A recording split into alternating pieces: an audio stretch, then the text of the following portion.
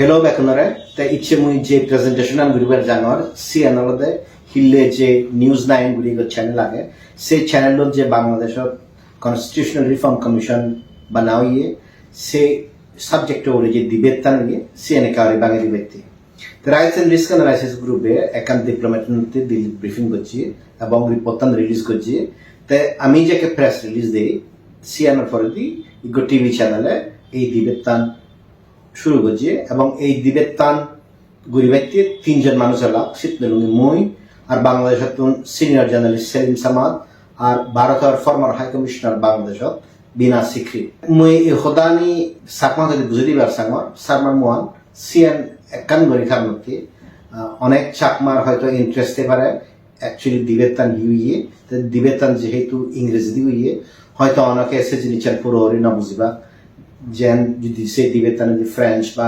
স্প্যানিশও দিয়ে হয় মুই সেকেন্ড না বুঝো তো সেটি কেউরি হয়তো যেহেতু ইংরেজি আমার মাদার টাং নয় অনেকে হয়তো না বুঝিবা তারারে দিবেতান সব ফর্ম বুঝে দিবে দিয়ে মুই মনে বুঝবে সিএনে যদি সাকমা হাতা দিয়ে বাঙালি দম একটা হেল্পফুল হব দিবেতান অ্যাকচুয়ালি শুরু হয়ে দেয় মরে প্রশ্ন করে নেগুড়ি মুই ইউনুসর ব্যাপারে হি মনে করো তা মুই সিও জিএন হইও সিএন ডক্টর ইউনুসে exclusionist the minority এবং religious group pun জীবনাগণ এবং indigenous people sundare include guriban nosai the senate constitutional reform commissionot Nwborana the Bangladeshot tara ottun je main hodan hoye sibiam selim samad the jien hobar siye sianolode Sheikh Hasina Nwborana ar Mujibur Rahman yo tara deke constitution form bujun sekayo chitikon hitek somanuch Nwborana তো সিএনের উত্তরে যে ভারতের high commissioner আগে বিনা সিক্রি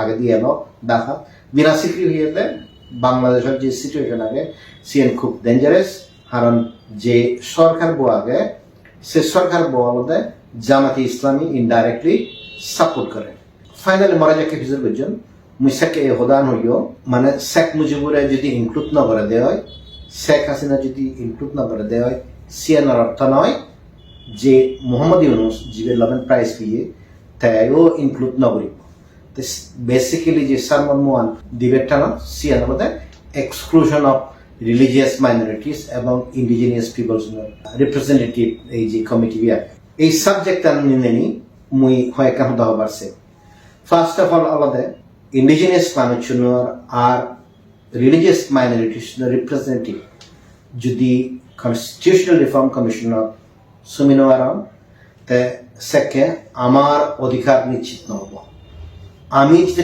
কনিফাইড করি Chittagong interaction Jumoni সিএনতে আমার rights আনি constitutional recognise হতো তে কনস্টিটিউশনাল রিকগনাইজ নহলে সিএনর বেলু আরেকটা হম কারণ আনলতে যে কোনো আইন পাস করতে সিম্পল মেজরিটি তারা সেন চেঞ্জ করি পারেন whereas constitutional যদি রিকগনাইজ করা হয় যে সে টু টাপ মেজরিটি হলে যতক্ষণ পর্যন্ত অ্যামেন্ড না করিবা ততক্ষণ পর্যন্ত সে অ্যামেন্ডমেন্ট নিয়ে আনি নয় তা কনস্টিটিউশনাল সিকিউরিটি আমার আদিবাসী হিসেবে বা আমার রাইটস আনি কালচার আনি যতক্ষণই ইস্যু আগে সিএন আমার বহুত জরুরি ইনফ্যাক্ট যতক্ষণই ফাইট চলে সিএন মধ্যে কনস্টিটিউশনের মধ্যে আমার অধিকার আনি বড়ে বাড়তে অ্যান্ড ইনফ্যাক্ট তুমি যদি মনে রাখো সেকে খবর পাওয়া যায় পার্বত্য চট্টগ্রামের মানুষের ফাইট অ্যাকচুয়ালি কনস্টিটিউশনাল আমার আইডেন্টিটিয়ান সেকে নবরান সেকে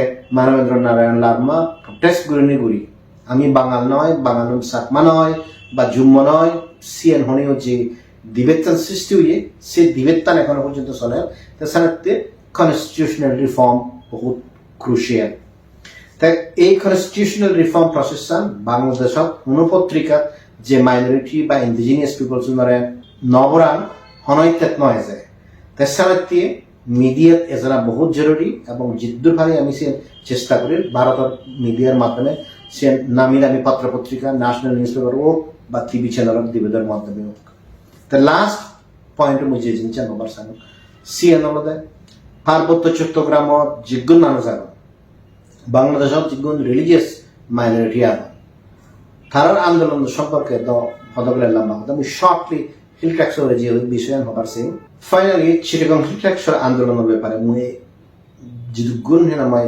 মান্য সুনতা স্পেশালি সাকমাও দেশত হোক বিদেশত হোক আমি যারা বাইরে সাপোর্ট করি মই একখান জিনিস খবর সিএন হলতে আমার আন্দোলন চলি থাকব সিএন ন্যাশনালিও চলি থাকব ইন্টারন্যাশনালিও চলি থাকব যাতে আমার জায়গার মানুষ শুধু কনস্টিটিউশনালি কমিশন পায় তো সেই জায়গা যা আন্দোলন ত্যাগ করে হিরোজনে যদি মনে করেন দেওয়া হয় মারামারি গুড়ি গুড়ি জিএন আপামর জনতায় গম নপান তারা কনস্টিটিউশনাল রাইটস আনিবা সিএন তারার ব্যাপার তারা বুঝন কিন্তু আমি যে জিনিসটা বুঝি সিএন হলতে বাংলাদেশত ছাত্র আন্দোলনের মাধ্যমে গণ্য সরকার ইচ্ছি সিএনত যে বৈষম্য এবং সংঘাত বিরোধী ছাত্র পরিষদ আগে তারা বিরাট একখান রোল আগে আমার যে ট্রেডিশনাল সিভিল সোসাইটি আগত তারার মধ্যে একটা বিরাট রোল আগে সে লগে আমি যারা ইন্টারন্যাশনালি আগে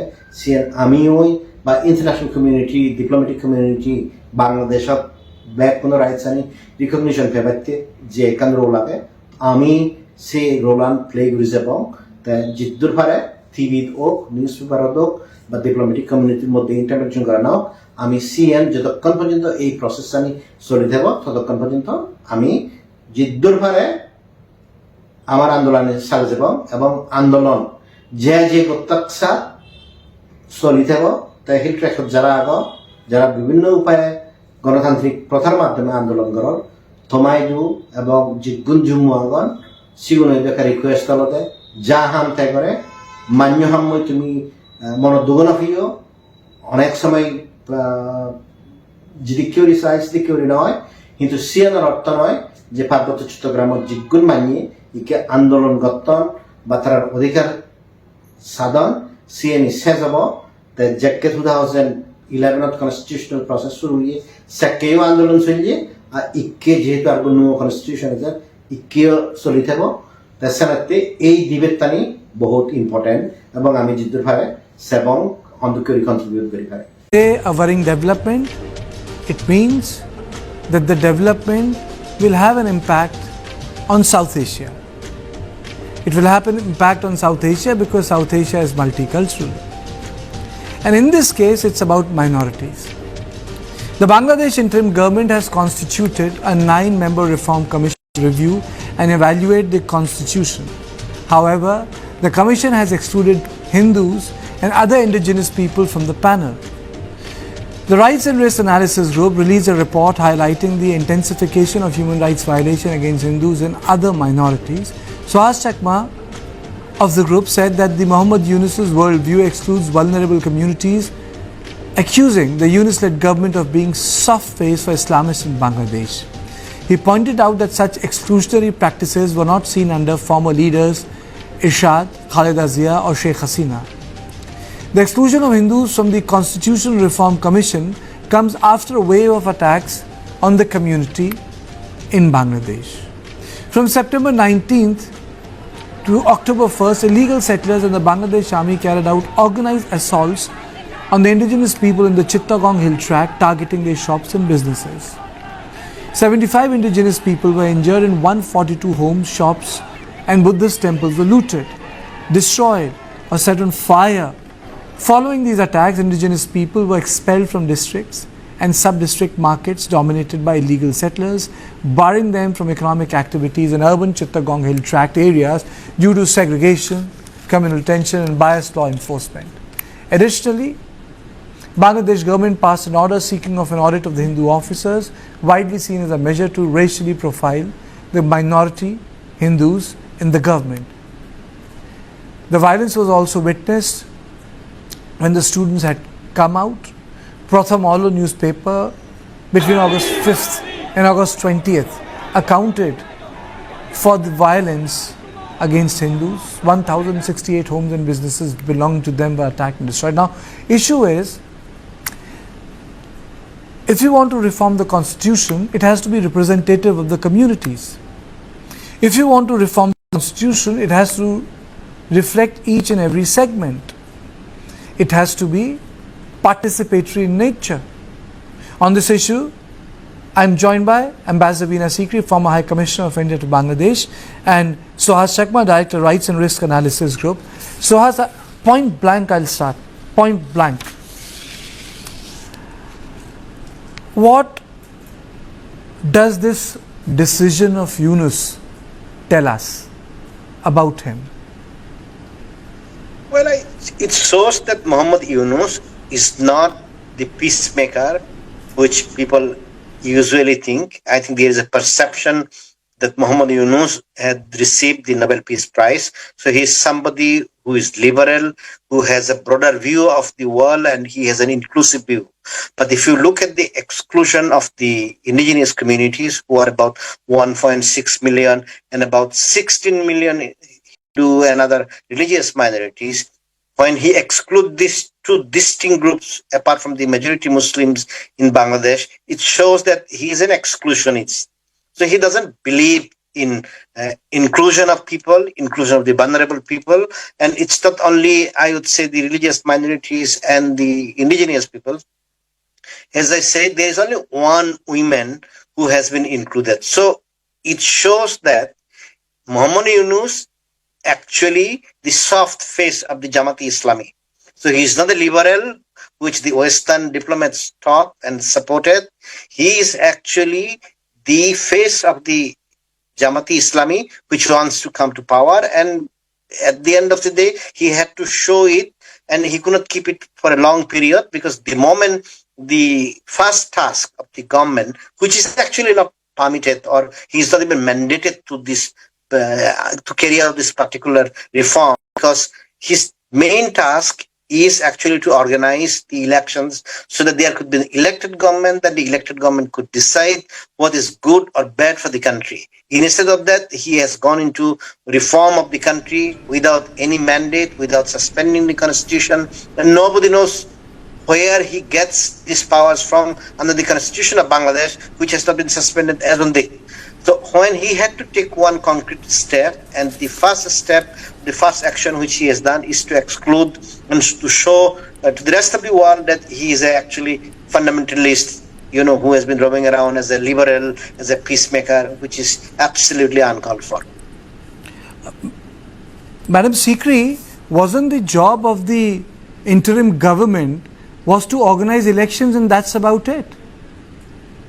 Well, according to the constitution of Bangladesh, the earlier constitution, they had this provision for what they call the caretaker government, which is now being called an interim government. And the only job of that caretaker government was to stay for 90 days. And in that time to organize a free and fair election, a fully participatory election, and then hand over to the new government and leave. Actually, this very provision for the caretaker government was abolished because the High Court of Bangladesh said that a system of caretaker government is not cannot coexist with the parliamentary democracy, because the government in Bangladesh in a parliamentary democracy cannot be an unelected government. This is an unelected government. It's a nominated government, and actually it's not even been nominated by the president. It's the students who say they have nominated it. So it's a very worrisome situation, because there is no question of any kind of constitutional reform to be undertaken by this government. But I can tell you that in response to this, global outcry against the violence against the religious minorities in Bangladesh, the Hindus and the Buddhists and the Christians, there was even a big outcry in Bangladesh to ban the Durga Puja. They shouldn't be on public land. They shouldn't immerse the idol in the rivers. This will pollute the rivers. Then there was, the attack on the Buddhists in Khagrachari, which Mr. Chakma has spoken about. It was terrible. And in fact, the people of Khagrachari had decided to cancel their big festival, which is held in November every year, the Buddhist festival, the Katin Shivardhan festival, and they said they were going to cancel it. Then the interim government got together and said, no, we're going to give protection, we mustn't cancel the festivals and so on. But I must tell you what happened yesterday in Bangladesh. On the 9th of October, the Amir of the Jamaat-e-Islami, who is the head of Jamaat-e-Islami, gave a press conference and a meeting where he called all the intellectuals and the people of the group, and he has announced constitutional reform for Bangladesh. And he has announced what he wants to be in the new constitution of Bangladesh. Now, this is just one party, but obviously it is clear that the new constitution that they want to see is an exclusive constitution. It does not include the minorities at all. because in the program that was given yesterday, the project proposal that was given yesterday by the Amir of the Jamaat-e-Islami, it was called a state reform proposal, state constitutional reform proposal. There was no mention of any minorities in Bangladesh, no mention of any religious minorities or any other minorities of Bangladesh. And it was specified that, how that they will look after the Islamic religion and how it will be done, what the Ministry of Religious Affairs will do, how all books which aren't proper should be cancelled, and how the earlier constitution was described as made in India. That even yesterday he said that in the press conference in Dhaka, he said the 1972 constitution was made in India, which is entirely incorrect, because the 1972 constitution was drawn up by the experts of Bangladesh, the legal experts of Bangladesh, including Kamal Hussain, including Barrister Amirul Islam, and many other eminent legal luminaries of Bangladesh at that time, had got together to draw up the Constitution of Bangladesh. Each and every meeting of the Constituent Assembly was held in Dhaka. None of these meetings had anything to do with India. India had nothing at all to do with the drawing up of the Constitution of Bangladesh, because these experts, Kamal Hussain, Barrister Amirul Islam and others, they're international experts. They know all the constitutions of the world. So they studied all those and then drew up the Constitution of Bangladesh of 1972, which was adopted at the end of that year and has stood them in very good stead for all these decades, for half a century. And now, yesterday, the Amir of the Jamaat-e-Islami comes up and says that's a made in India constitution. So I think it's very worrisome for 2 or 3 reasons. A, this constitution, what he's proposing, what the Amir is proposing, is de-recognizing the pluralistic, secular, multi-ethnic, multi-religious structure of Bangladesh. That is the one thing. And second thing, by saying that it's a made in India constitution, he's saying as though because it's in India, it cannot be accepted. So, this kind of, at every stage, the Jamaat-e-Islami is drawing upon its very strong anti-India sentiments, is trying to, instill these anti-India sentiments into the people of Bangladesh. And this is really worrisome, what has happened yesterday. I fully agree with what Mr. Subhash Chakma has said. And I do not know how this will proceed, because there is no authority, no mandate for the interim government to draw up a new constitution. But on its own, without any authority from the people of Bangladesh, a constitutional reform commission has been established. At first, there was another person who was made the chair of the commission, and that was cancelled. And then now a professor, American Bangladesh professor, Ali Riyaz, has been made the chair. And some journalists, some senior journalists have been included in this constitutional reform commission. So I really don't know how this is going to be accepted by the people of Bangladesh, and what the response to this press conference by the Amir of the Jamaat-e-Islami, Shafiqur Rahman, was. I think it's something to be watched out for. I'm also joined by Salim Samad, senior journalist and columnist from Bangladesh. Mr. Samad, thank you for joining us. In this commission, Sure. Thank you, sir. In this commission, there are no minorities. I mean, so if you want to redo the constitutions, there have been various forums in past where similar activities were done. For example, the Constituent Assembly of India between 1947 to 1952, where the entire constitution got debated by hundreds of people. And in this commission, you don't have representation from smaller communities. Why? Thank you. First of all, the committee in 1972, when the constitution was drafted, you never questioned why the other people are not in that committee. It is once the committee has made a draft or made a recommendation, only then they will elicit response from different communities. Even I can say, let me tell you one thing very frankly. The author of the Indian Constitution is my grandfather. He has a contribution in that period, and he has a signature on that Constitution of India. So I will not go into that details of Delhi's Constitution when my grandfather was a part. But I'm talking about the 1972. Even when Sheikh Hasina in 2011 had redone the Constitution, there was no committee to include everybody. The draft is now it is put on online at the website, but maybe it will be on the website, and then there will be a cross section of people who will be debating on it in different parts of the country. That is what is it. This is just a commission. The commission may rewrite it or may totally reject it. and it also has to be understood that this constitution has been doctored by all the regimes. You cannot find a single regime who has not touched the constitution, and it is totally now the constitution is absolutely. It is very difficult to understand whether this democracy and transparency and accountability could be ensured by this constitution. For example, like if you talking about the okay, Suharman knows much better than me that in that 1972 constitution there was no word of the ethnic minorities in Bangladesh, and not a single word that has not been mentioned. So that constitution has to be definitely rewritten. It was rewritten twice to include the ethnic minorities and other even the cultural minorities. So it took several decades to understand that who should be included and who should be very much in the constitution. So if you look into this constitution, definitely be rewritten. I would rather put the word that this should be absolutely has to be rewritten. Nothing should be edited, because this constitution has so much undemocratic clause, like crossing the floor, for example. There is nothing which is bans crossing the floor. So you cannot. I mean, definitely that is one of the reasons the ruling party had always, all through the life, all through the last 52 years, the ruling party always dominated what they wanted to adopt or include or edit the constitution. And like the freedom of expression, for example, the freedom of expression is totally, there's no law to guarantee the additional is that 3 amendments has been brought into the Cyber Security Act, which had totally throttled the media freedom and freedom of expression. That is in the constitution. So what do you want this constitution to be edited? This constitution has to be rewritten. And of course, the religious minorities, especially the people in the Chittagong Himsak, the Garos and the other communities who had fought the war. I'm not talking about the Chittagong Himsak. The Garos and the other communities also had fought the war, and many of them have received gallantry award. So they will definitely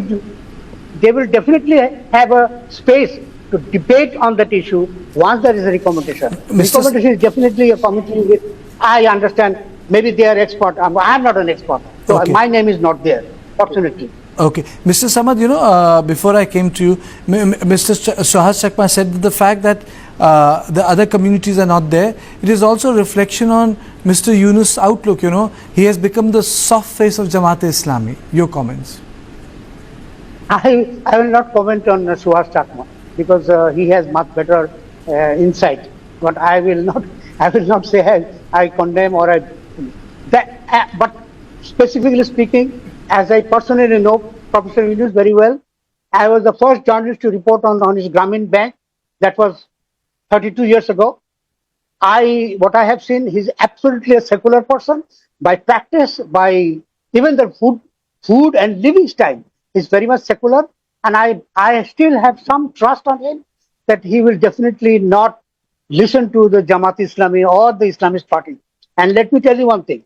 The Jamaat-e-Islami is not a big factor in Bangladesh. The Hifazat-e-Islam is a big factor. And I don't know why the speakers in the panel doesn't talk about Hifazat-e-Islam, who has totally ransacked this country after the 5th of August, that not only demolishing all the independence, the culture, the independence sculpture, the sculpture of the Liberation War, but also damaged even not only the temples, but also the different Islamic shrines. It's all done by Hifazat-e-Islam. Okay. And one thing has not been mentioned, and I will not say that they did the right thing, but today, officially, beside the law enforcing agency, the Jamaat-e-Islami is guarding all the Durga Puja pandals all over the country. Okay. Shahaz, please respond to it.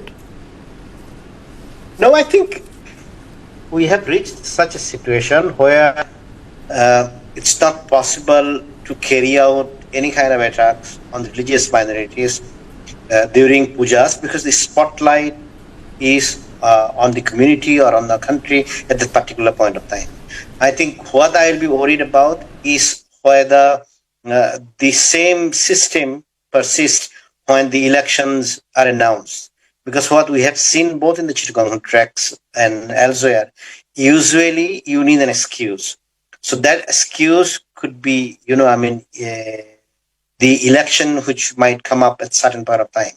And at that point of time, political violence will be used as the justification for attacks on minorities. And that's my fear, and we have seen in Chittagong tracks in two cases. I think in one particular case was that there was an FIR filed by wife of Mukta Mamun, who had in her FIR clearly stated Suhas, you should also address this.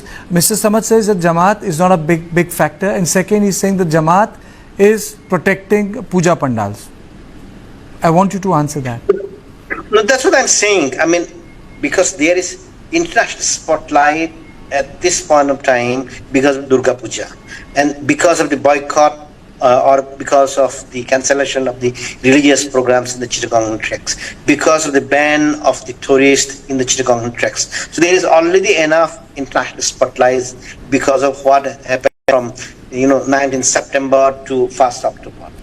But that doesn't necessarily reflect the realities. And what I am worried about is when, as I had mentioned last time, that when you are a government head of the government, you have certain responsibilities. So certain attacks took place after the fall of Sheikh Hasina, and they were reported by Protomalo itself. It's not the report of anybody else.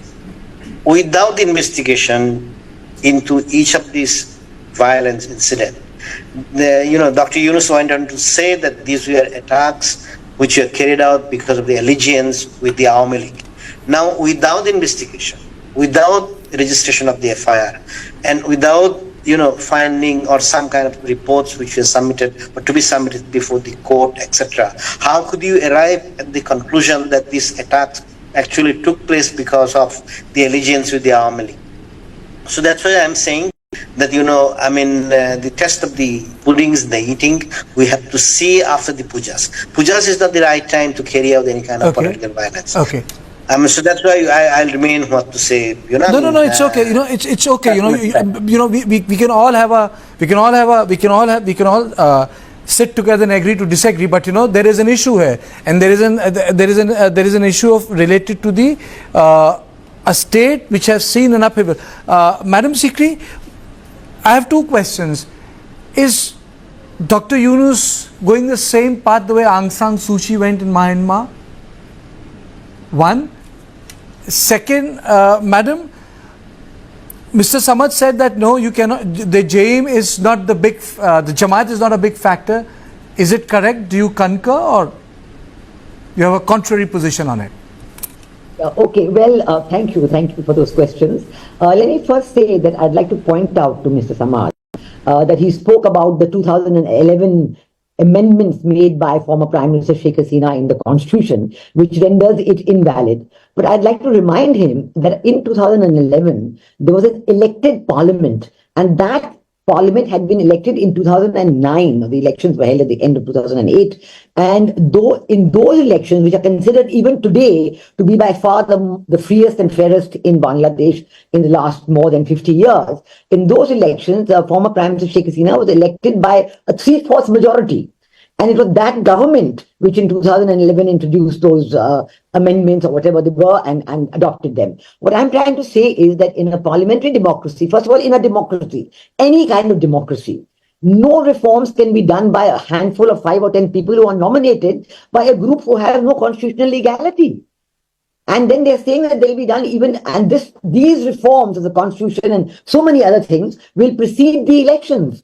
So how is it that this is going to be a people's decision? That's number one. You asked me about comparing Professor Muhammad Yunus with Aung San Suu Kyi. Well, I think if you're saying that the army is in charge, and that's what the army at one time had favored Aung San Suu Kyi and then fell out with her, and then Aung San Suu Kyi was removed and is now, of course, the junta is completely separate. I cannot predict what is the future, but certainly there's a lot of talk in Bangladesh that Professor Muhammad Yunus will soon be becoming the president of Bangladesh. Yunus has autonomy, madam. I mean, you have served there, you understand the development. Does he have an autonomy there? He has not been elected by people of Bangladesh. No, he's not. That's exactly what I'm saying. If you say that it's been nominated by somebody, there's a group there now called the interim government. All they have to do is to organize elections within 19 days. But there's no talk of any election. The second aspect, what you said was about the you know what Jamaat-e-Islami, Mr. Samad said, is not the important factor. They are the ones who are defending the puja pandals. So I'm putting that question to you, madam. I'm saying that first of all, the Jamaat-e-Islami is acting here in Bangladesh together with all the other Islamist parties. In fact, there is a move within Bangladesh today to create a coordinated party which will bring together all the the Islamist parties. There is the Jamaat-e-Islami, then there is the Hifazat-e-Islam. Now the Hifazat-e-Islam is represented in the interim government. The Hifazat-e-Islam, is the member of the interim government. And Mr. Samad is saying that Hifazat-e-Islam did all the damage to the pandals, all the damage to the Hindus, every killing of the Buddhists was done by the Hifazat-e-Islam. But that institution is represented within the interim government. So I am not able to understand, is he suggesting that it's the interim government which did all these attacks on the Hindus and on the Buddhists and on the Christians? And Tariq is in the office of Professor Muhammad Yunus. He is the closest advisor to the Professor Muhammad Yunus. And Professor Muhammad Yunus declared in New York during his recent visit there at a public function organized by the Global Clinton Initiative that these events in Bangladesh were very meticulously designed, and he pointed to the representative of the Hizb ut-Tahrir, Mr. Mahfouz Alam, and who is now in his own office, that he is the one who did it all. So, it is difficult to understand what is this. And I would like to also say one more thing, that in the recent interview which Professor Muhammad Yunus gave to the Pratham Alo newspaper in Bangladesh, he actually admitted at the end of 2 months of the interim government being in charge in Bangladesh, 60 days out of the 90 are already over, he admitted that the law and order situation is not good. He said that this is a very difficult and worrisome situation. So I think this is, all these things put together point very closely to the fact that we don't know who is in charge. Is the army in charge, or is it the interim government in charge? Who is the police reporting to? Because the army has now been given magistracy powers and police powers. So is the army in charge? But then the law and order situation is still not coming under control. So who is it that is causing all these difficulties? In fact, according to the statement which Mr. Suhas Chakma had put out, and I was there, he has said that the Buddhist community has said that the army was a part of the attack on their community. They have said so, this is their statement. So, it really is very difficult to understand while Professor Muhammad Yunus is admitting that the law and order situation is very poor.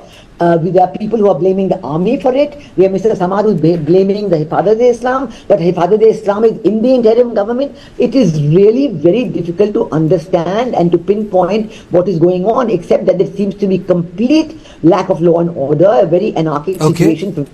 Mr. Samad, I have a question. There are a number of points you have raised. Why isn't there talk about the elections? I remember, when you came to my program, during the protest, you were the first people to tell me, Kartike, let me tell you, interim government is about getting the elections done. It's about organizing the elections. They don't have. I was asking you questions about what will they do, can they do this, and you said the only mandate is to get the damn elections done and get a new government. Now the government is doing a lot of the things, but there is no message in terms of when the election schedule comes into action. Is it going to happen in November, December, January? Any clarity on that, sir? Can you unmute yourself? No, I'm not mute. Somebody must have done that. Okay, first of all, thank you. Number one, yes, I was at that time a little confused. The Article 13 that has been scrapped by the previous government, the Awami League's government, that had a opportunity for having a caretaker government or an interim government. But once that is scrapped, that was totally out of my mind. So now the Supreme Court has already made a petition. So once there is a hearing, so they will try to reinstate or restore the Article 13. The Article 13 means the Constitution, the caretaker government. So once there's a caretaker government, there will be legitimacy. Right now, it is absolutely true. I will not defend anybody. That the government is a sort of like a revolutionary government. So obviously, many things are happening which is not in the Constitution, not in the norms. And of course, once the Supreme Court is able to restore the Article 13, which is the caretaker government, only then there will be legitimacy to hold a proper election. But before the election, it is already has been, the students have already had told, committed, whatever has been mentioned, that until there is a reform, which of course Yunus had also said the same thing, there will be no election. Without, if we do not reform the commission, if we do not reform the election, the judiciary, and again it will be back to square one. So the certain political party who will come to power, they will dominate, and there will be a lot of greed. And first of all, Are you saying, Mr. Samad, that it can be a possibility that the new constitution will come in place and then the elections will happen? Is it possible? No, that's impossible. The constitution has to be voted by the parliament. They cannot, Yunus cabinet or the advisors or the students cannot raise their hand and say, yes, we agree with it. So there will be a draft, and which will of course go to the constitution. But before that, I have an understanding that Dr. Ali Riaz, he's a very good friend of mine. He had just not told me details, but this draft will be circulated, and this will possibly be rotating or discussed for next 1 year before they make it to final, so that the parliament can definitely debate on it and then pass the constitution. Okay. This government A very quick question. You are also a scholar. Then I'll go to Sohas, and then I'll go to Madam Sikri. Bangladesh was founded also in context of Bengaliness, its unique culture. Do you think that Bengaliness is being overtaken by religiosity, which is eroding that cultural core of Bangladesh, its Bengaliness, its language, its unique culture, subcontinental culture? If I may allow to be respond, first of all, yes, in 1971, the Liberation War was not, of course, on the basis of Bengali nationalism, but this is also true that many non-Bengali speaking, like the Adivashis, for example, of course, the Chakmas, the Tripuras, the Mandis, and as well as the other communities, they have also participated in the war, and their number is several thousand in the Mukti Bahini. So you cannot, they have not definitely fought the war for Bengali nationalism, for Bangladeshi. So it is totally now definitely been debated. So yes, what has happened in the last, since 1972, the Islamization of Bangladesh has rapidly taken over the country. And if you are aware that I went to prison because I reported on the Islamization, how Bangladesh has moved away from secularism to Islamization. So, and I went to prison in 2002. Yes, in 2002. So this is one issue that has to be also understood, and also has to be, of course, a concern that Islamization has taken over the entire country. If you look into the Bangladesh constitution, even the previous regime, the Awami League or Sheikh Hasina, could not dare to delete certain clause and the Bismillah Rahman Rahim and other things from the constitution. Till today, the Bangladesh television have azan during the azan time, the prayer time. So you can understand this has continued since the military regime has came into power. So, few things that has to be. Sheikh Hasina didn't dare to, in fact, anger the Islamic parties, especially the Hifazat Islam. A very well nuanced point. Mr. Chakma, 1 minute to you, then I'll go to Madam Sikri. I think he summed it up pretty well, that there has been Islamization has taken place. Obviously, it has taken place at the cost of other communities, and I wouldn't use the word essence, it's very sociologically contested, but the core Bengali sense. Do you think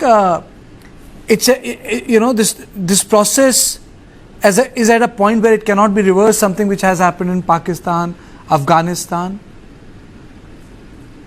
Well, I completely agree with that assessment that there is no way Bangladesh can reverse this process of Islamization. But I think people had expected that this government is being led by somebody who is actually assumed or perceived as liberal. And somebody who would understand the responsibilities of the government of the day, being the head of the government. And we are in an extremely difficult situation. I think in an interview to the Voice of America on 2nd October, which was published, Dr. Yunus said on Chittagong tracks, he cannot decide on the Chittagong tracks because it's a prolonged problem and it has to be decided by the next elected government. So now for a head of the government, which is reforming the constitution, which is reforming the public administration, anti-corruption system, the entire state structure, they are reforming or coming out with reports. But when it comes to Chittagong tracks, he says that I will not touch Chittagong tracks. So we have been left to a situation saying that this particular region and its people cannot be part of the entire reform process which is going on inside the country. And that worries me because it sends a very clear message to the youths in the Chittagong tracks that you are not part of the country. So in one way, the indigenous peoples, the Chakmas and all other tribal groups have been saying, we want to be included in the country. We respect your religion. You are the majority community belonging to Islam religion. But we need to have our own space. And that means you have to include us. So you are not including the hill tribes in the constitutional drafting process, and you are not including in the governance process. Because when the chief of the head of the government says that I cannot deal with this issue, then where else do we go to? Okay. I mean, where else the Chakras could go a very to? strong point. Yes, obviously, this conversation is around Dr. Yunus. This is around Madam Sikri. A lot of people felt that when Dr. Yunus would come, he will bring in a healing touch. But the anxiety is that instead of creating a healing touch, making the best of what he have, the better of what is available, a political space is being created for forces, if I may use the word reactionary, conservative and destabilizing.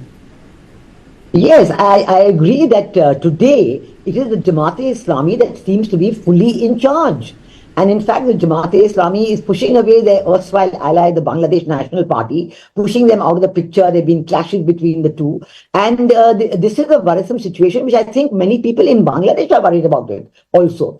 And I would like to point out to Mr. Samad that the word secularism is still in the Bangladesh constitution. It was brought back into the constitution by former Prime Minister Sheikh Hasina, although some of the previous leaders had tried to remove it. So I think the people of Bangladesh value this retention of secularism in the constitution. And I would like to say that what you're showing in the visuals on your screen, that the minority communities, the Hindus, the Buddhists, the Christians, they're protesting. They are saying that we are part of this country and we want to remain part of this country, part of Bangladesh. And we want to have our rights in Bangladesh.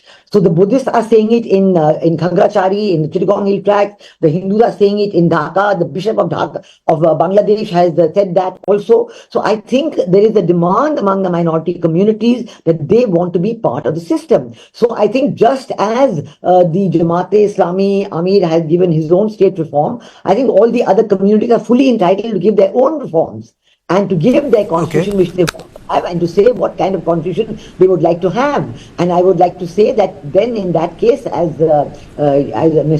Suhas Chakma has correctly pointed out, how can Professor Muhammad Yunus say that the CHT matter will only be decided when the next constitution after parliament is formed, but every other matter, the Jamaat-e-Islami can give their own state reform proposal, or other communities can give their own state reform proposal. Then it seems to be that there's a massive referendum going on, that every political party is going to give its own proposals, and then it will be discussed. So I think if that is the procedure, then it should be stated for everybody to come in and give their proposals. I completely agree with you, and I remember you telling me, madam, that this is not like the Sri Lankan movement, which restored the parliament, Aragalia movement. It restored the parliamentary democracy. I think this civic issue, the street protest has taken a completely different position. It is not that of Sri Lanka, as very well summed up by Madam Sikri previously in my discussion. I thank you, Ambassador Sikri, senior journalist Salim Samad, and Suhas Chakma, Director Rights, Risk and Analysis. There is great risk there's a great risk which minorities face today, and there is great anxiety in them in Bangladesh, whether The fact of the matter is that you cannot imagine Bangladesh in absence of its minorities. It is like saying, can we imagine India without Buddhists, Muslims, Sikhs and other people? No, it cannot be. It's a multicultural society. Even in a city like Ayodhya, you have Jain and you have Buddhist narratives. Those histories existed. So similarly, Bangladesh without Hindus cannot be imagined unless and until it is radically reimagined and translated into something which Ziaul Haq did in Pakistan or Taliban is doing in Afghanistan. But that's a sorry road that will be taken, because Bangladesh as a country was founded on a very unique subcontinental Bengali identity, and that Bengali identity contains all the religion.